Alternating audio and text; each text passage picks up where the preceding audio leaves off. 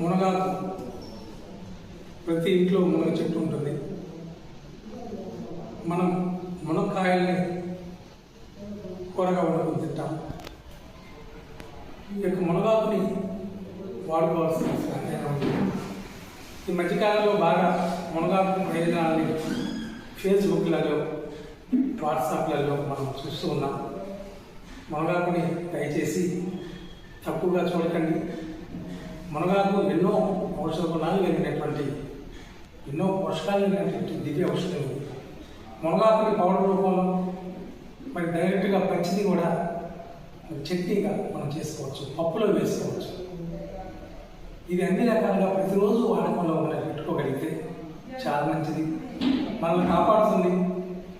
Calcium అధికంగా ఉండి చక్కటి ఔషధ గుణాలు కలిగినటువంటి మునగాకు మనం రోజువారీగా వాడుకోవాలని. ఈ యొక్క మునగాకు కషాయాన్ని కూడా మనం తాగవచ్చు. మునగాకుని చక్కగా నీటిలో మరిగించి ఆ నీళ్ళని తాగొచ్చు. ఈ పరగడుపును తాగితే మంచిది. కాబట్టి అనేక విధాలుగా ఇది వాడుకొని మరి మన శరీర ఆరోగ్యాన్ని కాపాడుకొని అనేక రకాల రుగ్మతలు తొలగించేటువంటి మునగాకుని మనం దయచేసి అందరూ ఉపయోగించుకుంటారని చెప్పేసి ప్రతి ఇంట్లో కూడా మునగ చెట్టును మనం పెంచుకోవాల్సిన అవసరం ఉంది.